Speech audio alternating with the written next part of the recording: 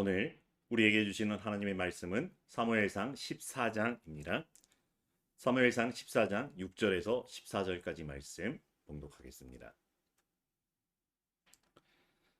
요나단이 자기의 무기를 든 소년에게 이르되 우리가 이 할례 받지 않은 자들에게로 건너가자. 여호와께서 우리를 위하여 일하실까 하노라. 여호와의 구원은 사람이 많고 적음에 달리지 아니하였느니라. 무기를 든 자가 그에게 이르되 당신의 마음에 있는 대로 다 행하여 앞서가소서. 내가 당신과 마음을 같이하여 따르리이다. 요나단이 이르되 보라, 우리가 그 사람들에게로 건너가서 그들에게 보이리니 그들이 만일 우리에게 이르기를 우리가 너희에게로 가기를 기다리라 하면 우리는 우리가 있는 곳에 가만히 서서 그들에게로 올라가지 말 것이요, 그들이 만일 말하기를 우리에게로 올라오라 하면 우리가 올라갈 것은 여호와께서 그들을 우리 손에 넘기셨음이니 이것이 우리에게 표징이 되리라 하고, 둘이 다 블레셋 사람에게 보임에 블레셋 사람이 이르되 보라, 히브리 사람이 그들이 숨었던 구멍에서 나온다 하고, 그 부대 사람들이 요나단과 그의 무기를 든 자에게 이르되 우리에게로 올라오라, 너희에게 보여줄 것이 있느니라 한지라. 요나단이 자기의 무기를 든 자에게 이르되 나를 따라 올라오라, 여호와께서 그들을 이스라엘의 손에 넘기셨느니라 하고, 요나단이 손발로 기어 올라갔고 그 무기를 든 자도 따랐더라.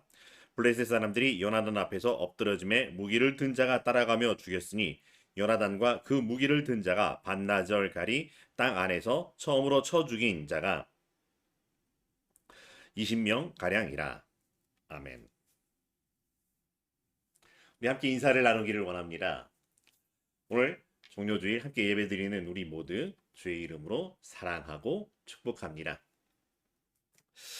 하나님의 자녀, 하나님께서 세상을 위하여 선물로 보내신 우리 날마다 더 잘 돕는 사람들을 사랑하고 축복하고 응원합니다. 이스라엘과 블레셋이 다시 한번 또 전쟁을 하게 됩니다. 사실 이스라엘과 블레셋이 이번뿐만이 아니라 또 이 다음에도 전쟁을 계속하여 하겠지만은 이 전쟁이라고 하는 것이 싸움이 될 만한 것이 아니었다라고 하는 것이죠. 14장 초반에 보면은 이스라엘 사람들은 600명 가량 모였다라고 하는 것이고요. 블레셋 사람들은 허다한 무리들이었죠. 바닷가에 모래알같이 많은 그런 사람들이 있습니다. 이 숫자적으로도 차이가 너무 나서 흔히 이야기하는 중과 부족, 혹은 바람 앞에 이 촛불처럼 불면 꺼져버릴 수밖에 없는 그런 너무나도 무기력하고 약한 이런 거죠. 모두 다 질 수밖에 없을 것이다 라고 인정하는 그런 전쟁 모습이기도 합니다. 그런데 그럼에도 불구하고 우리는 우리 역사 속에서 말도 안 되는 반전을 이루어냈던 것들을 경험한 우리의 이 역사적인 경험이 있습니다. 특별히 우리는 외적으로부터 이 주변 나라들로부터 침략을 많이 받았던 상황이기도 합니다. 그런데 그 모든 것들을 말 한마디로, 때로는 화살 한 대를 쏘았을 뿐이었었는데 때로는 12척밖에 안 되는 배를 가지고서 그 모든 전쟁을 극복해내고 오히려 당당한 승리를 거머쥐었던 그런 우리의 민족적인 자긍심이 있다라고 하는 것이죠. 그래서 그런지 오늘 말씀이 그냥 그럴 수 있다라고 충분히 받아들여집니다. 이순신 장군에게 12척의 배 혹은 그리고 거북선이 있었던 것처럼 이스라엘에게도 최신식 무기가 있었습니다. 최신식 막대기가 있었고요. 최신식 최첨단 물맷돌이 있었습니다. 이 13장에 보면은, 사무엘상 13장에 보면은 칼과 창이라고 하는 거는 사울과 요나단밖에 없었다라고 하는 기록이 나와 있습니다. 블레셋은 그냥 한 집 건너 한 집이 아니라 한 집마다 모두 한 사람들마다 한두 개씩 가지고 있었던 그냥 무쇠로 만든 칼, 무쇠로 만든 창, 방패, 갑옷 뭐 이런 정도밖에 없었다라고 하는 것이죠. 우스갯소리처럼 하였지만 말도 안 되는 상황 속에 있었습니다. 근데 그럼에도 불구하고 도대체 이스라엘 사람들은 무엇을 믿고 이렇게 용감할 수 있는지, 용감이라고 하는 단어를 썼지만 무대뽀인 것 같기도 하고요, 제정신이 아닌 것 같은 모습으로 보이기도 합니다. 오늘 말씀에서 두드러졌던 사람은 요나단입니다. 요나단은 이스라엘의 초대 왕, 처음 왕 사울 왕의 아들이었습니다. 이 수많은 아들들, 자녀들 중에 하나가 아니라 다음 왕위로 오를 후계자였다라고 하는 것이고요. 요나단도 자기가 왕위에 오를 자라고 하는 것을 알고 있었던 그런 사람입니다. 그런데 이스라엘 왕 사울에게 보고하지도 않고 작전을 펼치게 됩니다. 어떤 특수부대의 게릴라 작전도 아니라 딱 두 사람이서 펼쳐내는 침투 작전입니다. 기드온도요, 300명의 용사, 추리고 추린 용사들과 함께 작전을 나아갔습니다. 물론 1인 군단이라고 할 수 있었던 삼손은 하나님께서 특별하게 어마어마한 힘을 주셨기 때문에 그 모든 일이 가능했던 그런 1인 군단 장수였습니다. 하지만 요나단에게는 그런 특별한 일들이 있었던 것을 찾아볼 수가 없습니다. 하나님의 부르심이 있었거나 특별하게 기름 부음을 받았다거나 혹은 어떤 선지자가 와가지고 요나단이여라고 하면서 하나님의 계시를 전달해 주었던 이런 사건이 기록되어 있지 않습니다. 근데 그럼에도 불구하고요, 요나단은 언제나 하나님 중심으로 살아가는 신앙의 모습을, 믿음의 모습을 보여주었다라고 하는 것입니다. 오늘 말씀 가운데도 요나단의 신앙 고백이 나오지만 특별한 장소에서 특별하게 드렸던 신앙 고백이 아니라 이 신앙 고백이 그냥 요나단이었고 요나단의 삶이었던 것을 살펴볼 수가 있습니다. 흔히 이야기하는 언행일치라고 하는 것이죠. 그의 신앙의 고백과 삶은 괴리가 아니라 그냥 한 가지로 그저 그렇게 흘러갔다라고 하는 것입니다. 택함을 받은 민족이라고 하는, 언약의 의식을 가진, 우리는 할례를 받은 민족이라고 하는 이 자의식이 그 안에 있었습니다. 마치 다윗이 골리앗 앞에 나가면서 너는 칼과 창과 단창으로 나오지만 나는 만군의 여호와의 이름으로 가노라 라고 했던 것처럼 저들은 할례 받지 못하였고 우리는 하나님께서 특별히 택한 백성으로 할례를 받게 하셨다라고 하는 하나님을 향한 고백이 있었습니다. 또한 흔들리지 않은 믿음, 여호와의 구원은 사람이 많고 적음에 달리지 아니하였느니라고 하는 흔들리지 아니하는 믿음을 보여주었던 모습입니다. 그리고 뒤이어 나오는 성경의 말씀들은 마치 이 무언가 그전에도 이런 일이 있었는데 라고 하는, 사실은 기드온의 부르심을 받았던 장면을 떠오르게 하는 어떤 이런 모습이기도 합니다. 양털 뭉치를 가지고 하나님께 이렇게 시험을 합니다. 이 양털 뭉치를 놓아둘 건데 이 양털 뭉치만 졌든지 땅만 졌든지 둘 중에 하나는 졌고 마르고 혹은 마르고 졌고 하는 것들이 일어난다면 하나님께서 나를 부르신 건 줄로 알겠다라고 하는 그런 이야기를 했죠. 사실 기드온이 이 용기가 없었던 사람은 아니었다라고 하는 거죠. 용감하였지만 힘이 없었던 것이고요. 오히려 그 만용을 부리지 아니하고 지혜롭게 대처할 줄 알았던 사람이라고 할 수 있을 것 같습니다. 그럼에도 불구하고요, 너무나도 말돼 안 되는 일이기에 하나님 정말로 이 일이 하나님께로 말미암았으면 하며 하나님을 시험할 만큼 하나님께 요청하였던 그런 모습입니다. 요나단도 그 비슷하게 하나님께 간구하고 있는 모습을 보게 됩니다.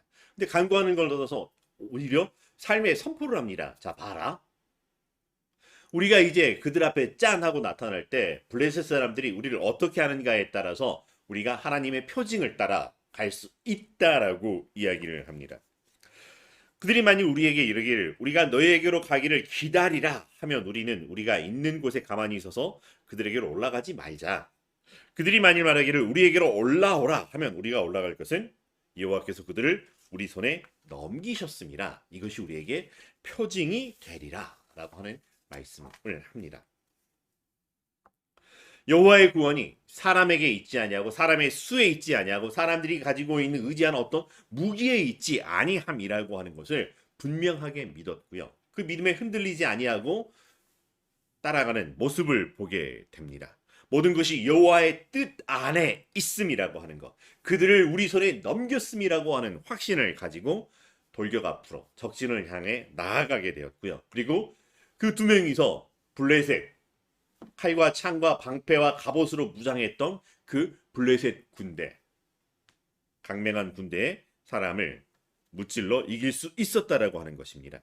그리고 이 모습이 사울 왕의 파수꾼이 바라볼 때 이런 모습으로 보였던 거죠. 블레셋 사람들이 무너져 이리저리로 흩어져 버리는, 균형을 갖추고 이 질서를 갖추고 이렇게 정렬되어 있던 군대가 그냥 갑자기 사자가 양떼무리에 들어갔을 때 양떼가 그냥 막 이리저리 흩어진 것처럼 흩어지는 모습, 오합지졸이 되는 모습을 보여주었다라고 하는 거죠. 그리고 그 일로 말미암아 사울은 블레셋 군대를 무찌를 수 있는 이런 기회를 맞이하게 되었던 것입니다. 그런데 오늘 말씀을 묵상하면서 제 안에 묵직한 물음표가 떠오르는 것입니다. 왜? 그런데 왜 그렇게 했을까? 라고 하는 거죠. 왜 요나단은, 왜 블레셋의 자기 무기를 맡은 소년과 함께 올라가려고 했을까? 부르심이 있었을까? 본문에 기록되지 않았지만 왕자로서, 왕의 후계자로서 어떤 강력한 책임감을 느끼고 있었던 걸까? 근데 왜 요나단은 또 사울에게 보고를 하지 않았던 걸까? 군대에서 아무리 오합지졸해도 보고를 하지 않았다라고 하는 것은 너무나도 위험한 일이라고 하는 것입니다. 요나단의 성격이 그냥 다혈질이었을까요? 아니면 호전적이었을까요? 아니면 느낌이 뭔가 팍 오면은 깊이 생각하기 전에 바로 뛰쳐나가서 행동을 하게 되는 그런 즉흥적인 이런 사람이었을까요? 그런데 왜 또 하나님은 그냥 내어버려 두시는 걸까? 오늘 말씀을 읽으면서 요나단의 신앙 고백은 있지만 이 신앙 고백을 받아주시는 하나님의 모습은, 하나님의 역사하심은, 하나님의 임재하심은 왜 없는 걸까? 라고 하는 것입니다. 하나님의 뜻을 고백하고 있지만 하나님의 부르심도 없고 하나님을 향한 간구나 기도하심도 없고 그 기도에 응답하시는 하나님의 임재와 은혜도 보이지 않습니다. 그냥 신앙 고백을 하였고요. 그래서 뭔가를 했더니 좋은 결과로 이루어지는 이런 그냥 흐름의 모습을 보여주고 있을 뿐입니다. 물론 14장 전체로 봤었을 때에는 이 모습을 보고 사울은 다시 이렇게 진영을 갖추고서 또 여호와의 궤를 이스라엘에게 불러들일 만큼, 또 그러면서 내가 블레셋을 치러 가리니까 하나님께 여쭈어 보는 이런 종교적인 의식도 갖게 됩니다. 그러나 하나님은 거기에 반응하지 않으셨다라고 하는 거죠. 한 말씀도 주지 아니하셨다라고 하는 것입니다. 하나님의 부르심과 임재라고 하는 것이 빠져 있지만 그렇다고 하나님의 역사하심이 없었던 것은 아니라고 하는 것이죠. 후에라도 하나님께서 이렇게 하셨더라라는 기록이 있었으면 좋았을 건데 왜 빠졌을까? 왜 선지자와 이런 예언자들이 나타나서 하나님의 말씀을 대언해주는 이런 것도 없었을까? 너무나 당연한 것이기에 그냥 빠져도 우리가 공기에 대해서 언급하지 않아도 공기가 우리 안에 있는 것처럼, 그렇기 때문에 충분히 이해하고 충분히 믿고 충분히 신뢰하고 순종하며 따라갈 수 있기 때문에 빠졌던 것일까? 아니면 무언가 우리가 알아야 할 것이 있었던 걸까? 라고 하는 호기심이 또 들어봅니다. 사실 이런 불안은 6절의 말씀에 기인한 것도 있습니다. 6절의 말씀에는 여호와께서 우리를 위하여 일하실까 하노라 라고 하는 것이죠. 여호와께서 일하실까 하노라, 마치 먹으면 죽을까 하노라 라고 했던 것처럼 하나님의 분명한 말씀이 아니라 말씀인 것 같지만 살짝 빗나가 있는 그냥 내 소견에 그렇다라고 하는 말의 고백이라고 하는 것이죠. 성경 다른 버전에는 이렇게 표현하기도 합니다. 여호와께서는 틀림없이 우리를 도와주실 것이다. 그렇다면 우리가 겨우 두 사람인들 무슨 상관이 있겠느냐? 아마 여호와께서 우리를 위하여 일하실 것이다. 주께서 우리를 도와주시면 승리를 거둘 수도 있다.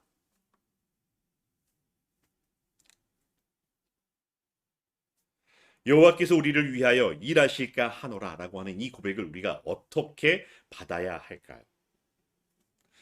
그 당시 이 아담의 때처럼 하나님과 함께 동산을 거닐면서 직접 대면하는 그런 시대는 아니었지만 하나님의 계시가 선지자를 통하여서나 혹은 꿈과 환상으로 보여주시고 말씀으로 들려주셨던 이런 때이기도 합니다. 이 사무엘이 직접적으로 이렇게 활동하던 시기이기도 했었고요.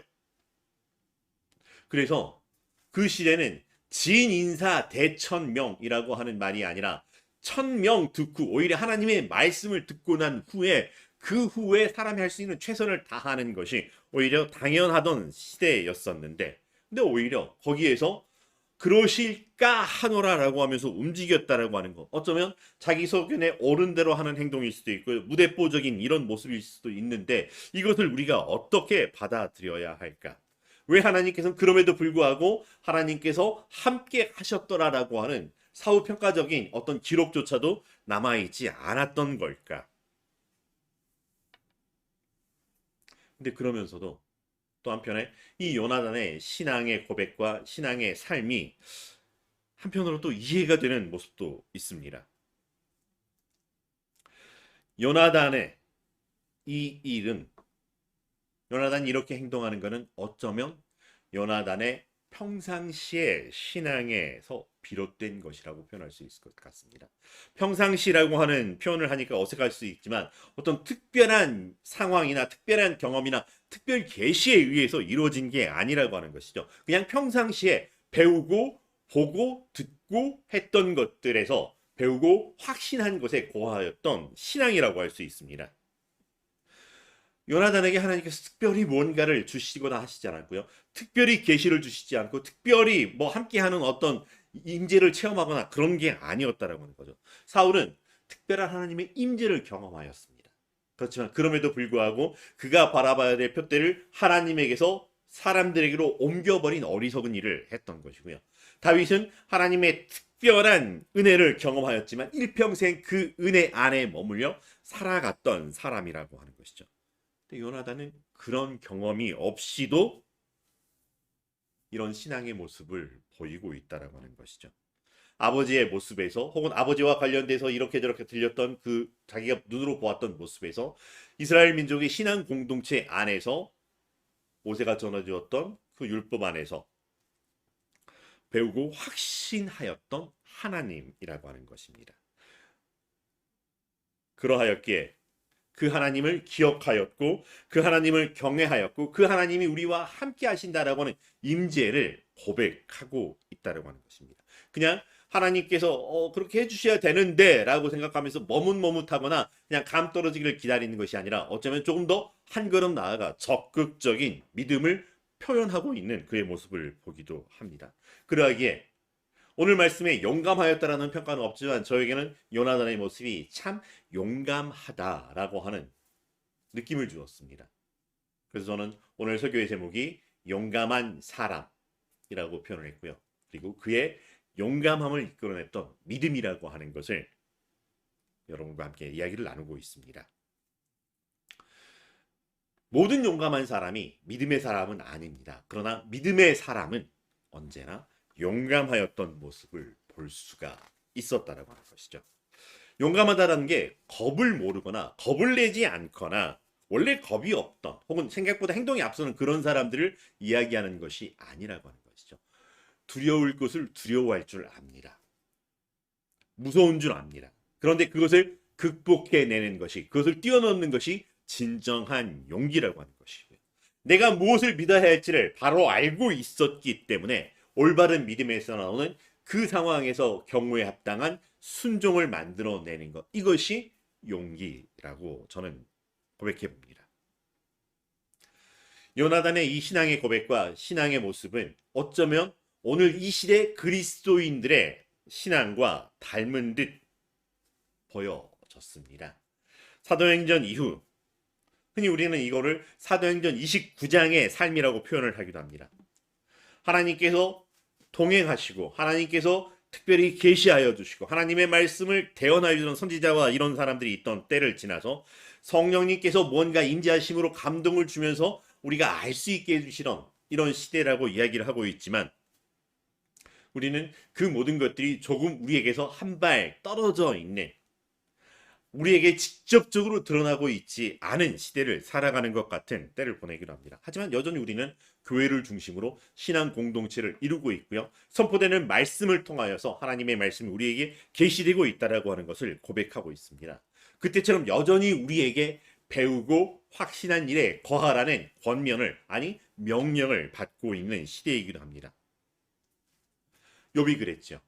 고난받았던 욥이 내가 귀로만 들었었더니 하나님에 대하여 이제는 눈으로 내가 하나님을 보게 되었습니다.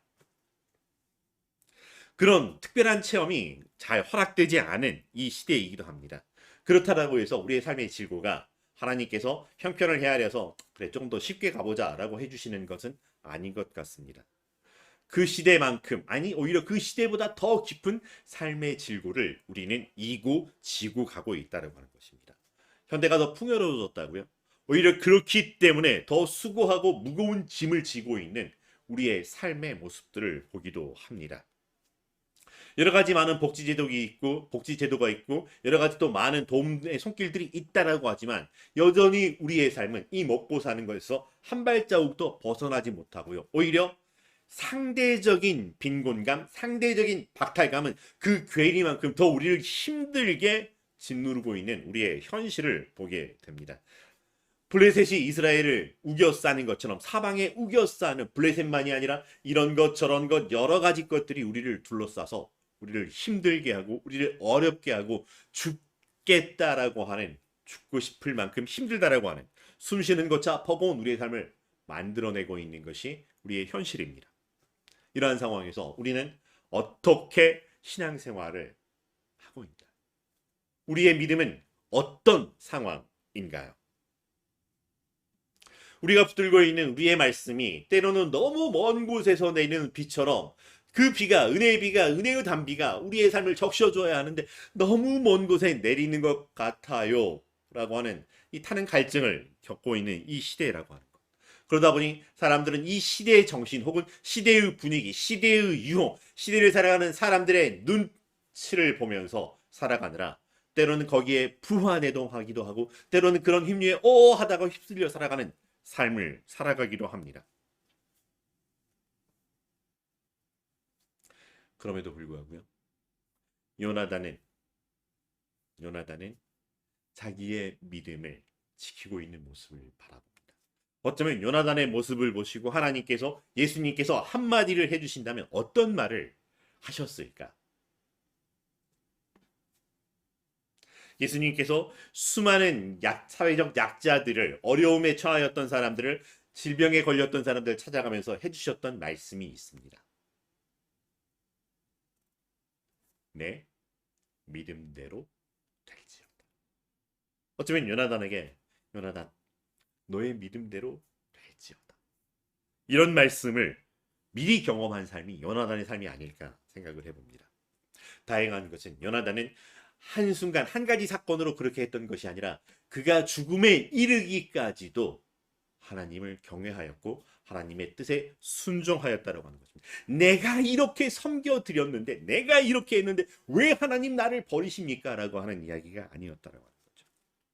우리의 신앙, 우리의 믿음은 우리가 하나님께 무언가를 해드렸습니다를 이야기하는 게 아니라고 하는 것이죠.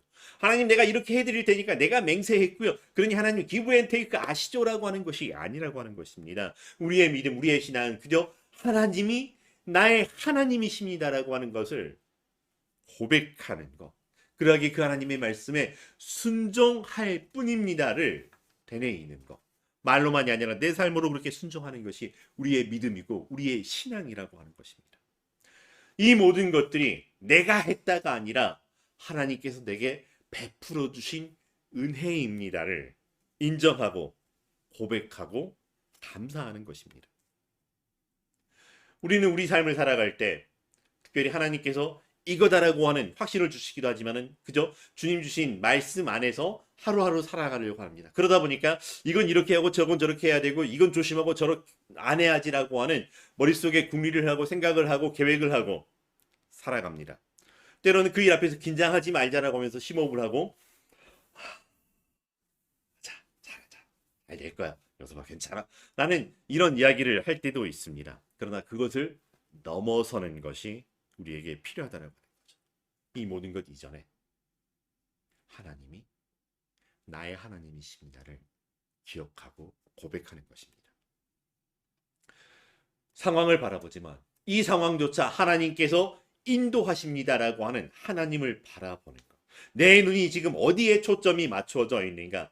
하나님이 내게 주셨지만 이걸 어떡하라고 하는 이걸 해야 할 나에게 초점을 맞춰져 있는지 이걸 하고 하나님께서 내게 무언가 은혜를 베푸실 거지라고 하는 떨어질 콩고물을 바라보면서 이야라고 하는 나의 시선이 아니라 이 모든 것에도 불구하고 나는 하나님 앞에 있습니다. 하나님이 나를 이 시대 앞에 하나님의 자녀로 세워 주셨습니다. 예수님께서 나와 함께 하십니다라고 하는 것을 기억하고 떠올리고 고백하고 두려움 가운데 염려 가운데 있다 할지라도 내 걸음이 주와 함께 합니다라고 하는 것을 고백하는 이 믿음이 우리의 믿음 되기를 간절히 바랍니다. 하나님의 선하시고 온전하시고 기뻐하시는 뜻에 나를 맞추려고 내가 오히려 내 있는 곳을 하나님 빨리 오세요가 아니라 하나님과 함께 하려고 하나님 편으로 내 걸음을 옮겨내는 것, 이것이 우리의 믿음이고 이 믿음을 드러내기 위해서 우리에게 필요한 것이 용기라고 하는 상황이 우리의 현실이 우리를 휘몰아친다 할지라도 우리는 배우고 확신한 일에 거하는 하나님의 자녀 되기를 간절히 바랍니다. 하나님께서 나를 세워주셨습니다. 우리의 신앙은 내가 잘 드러나는 것이 아니라 하나님이 드러나는 것이라고 하는 것이죠. 내 기대대로 잘 되어서 내가 힘을 받고 응원을 받는 것이 아니라 그리 아니하실지라도 하나님이 하나님이신 것을 나는 잘 알고 있고 믿고 있습니다. 나는 잘 알지 못하지만 하나님께서 하나님의 뜻을 이루어 주시옵소서. 이 믿음의 자리에 오늘 또 우리가 서 있기를 바랍니다. 아주 작은 거라도 예수님께 오병이어 보리떡 이 도시락을 작은 도시락을 바쳤던 이 꼬마 아이가 내가 이걸 드리면 예수님께서 나를 칭찬해 주실 거야라고 그랬을까? 아니면 이걸 가지고 예수님께서 뭔가 놀라운 일을 보여주시겠지라고 시험해 보려고 했던 걸까? 그저 아니라 그냥 식사 때가 되었고 예수님도 뭔가를 드셔야 될 건데라고 그냥 예수님을 바라보았던 이 아이의 순수한 마음처럼 그저 이 모든 일이 어떻게 되는 결과는 하나님께 달려 있는 것이고요. 우리는 그 하나님과 하나님께서 나를 택하여 주셔서 이 일이 이루어지는 하나님의 임재의 통로로 사용되었다라고 하는 것 그 자체로도 감사하고 기뻐하고 은혜 가운데 있음을 알게 되기를 바랍니다. 어떻게 하면 더 잘할까? 어떻게 하면 내가 조금 더 사람들 앞에 드러날까라고 하는 것이 아니기를 바랍니다. 종료주의 수많은 사람들이 예루살렘에 입성하는 예수님을 바라보면서 호산나 호산나 다윗의 자손이여 우리의 왕이로다 라고 이야기를 합니다. 그 초점에 그 이야기가 예수님께 있었지만 그 수많은 사람들이 그 외침 속에 있었던 그들의 진짜 마음은 어떤 것이었을까?